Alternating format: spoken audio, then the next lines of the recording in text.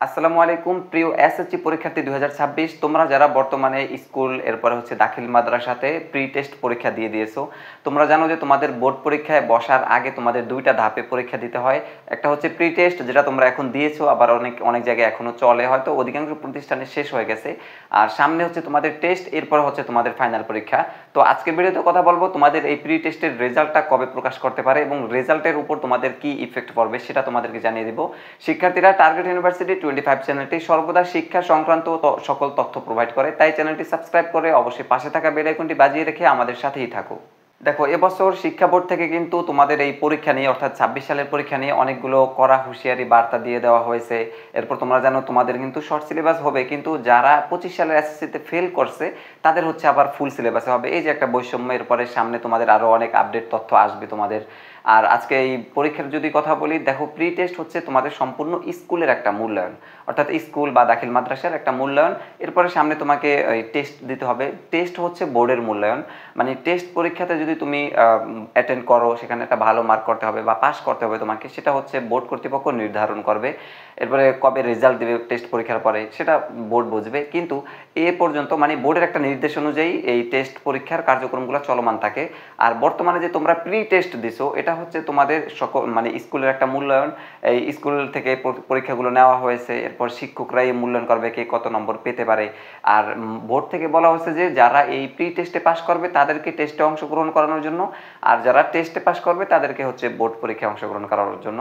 তো এটা হচ্ছে বোর্ডের একটা নির্দেশ, কিন্তু সাধারণত প্রি টেস্টে কেউ ফেল করে না বা শিক্ষকরা ফেল করান না, কেননা যে যে শিক্ষার্থীর যে যে জায়গাতে ভুল থাকে ওই ভুলগুলো সংশোধন করে দেওয়ার চেষ্টা করে।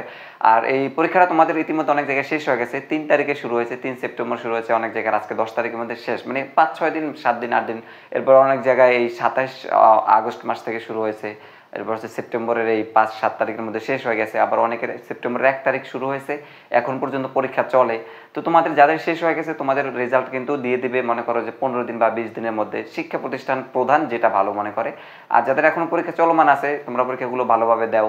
সামনে তোমাদের পরীক্ষা যখন শেষ হবে এরপর 10-15 দিনের মধ্যে কিন্তু সাধারণ যে পরীক্ষাগুলো হয় না, অর্ধবার্ষিক পরীক্ষা বা প্রথম সাময়িক দ্বিতীয় সাময়িক পরীক্ষাগুলো হলে শিক্ষকরা যেভাবে খাতা মূল্যায়ন করেন, কিছুদিন পরে রেজাল্ট দিয়ে দেয়, সেভাবে কিন্তু তোমাদের এই প্রি টেস্টের রেজাল্টটাও দিয়ে দিবে। তো এটা নিয়ে কোনো হতাশ হওয়ার কিছু নেই, কোনো চিন্তা করবা না।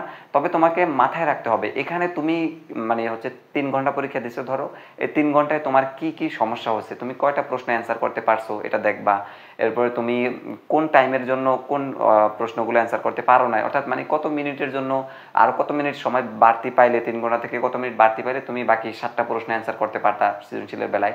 তো এই জিনিসগুলো তোমাকে খুঁজে খুঁজে আইডেন্টিফাই করতে হবে একদম, এবং সেগুলো কিভাবে মডিফাই করা যায় আর সেগুলো থেকে কিভাবে বের হয়ে আসা যায় সেটা চিন্তা করবা। এরপর এই ভুলগুলো যেন টেস্টে না হয় ওটা খেয়াল রাখবা।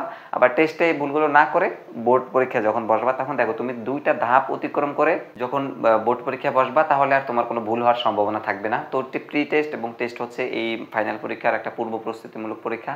আশা করছি প্রত্যেকটা শিক্ষার্থী ভিডিওটা বুঝতে পারছো, তোমাদের রেজাল্ট কখন প্রকাশ করতে পারে। প্রি টেস্ট সব কিছুই হচ্ছে শিক্ষা প্রদানের হাতে বা শিক্ষকদের হাতে, চাইলে তারা 10 দিন 5 দিন আবার 15-20 দিনের ভিতরেও দিয়ে দিতে পারে। আর তোমাদের পরীক্ষা কিন্তু 26 সালে একটু আগে আগে হওয়ার সম্ভাবনা আছে, তো সেক্ষেত্রে খুবই সতর্ক থাকবা, নিজের সর্বোচ্চ প্রিপারেশন নিবা। আমরা আছি তোমাদের সাথে সর্বদা, তথ্যমূলক গাইডলাইন দিয়ে থাকি, এরপর তথ্যমূলক ভিডিও দিয়ে থাকি, পরীক্ষার সাজেশন, সিলেবাস সব কিছু নিয়ে কীভাবে পড়বা, পড়ার রুটিন সব কিছু আমরা প্রোভাইড করি।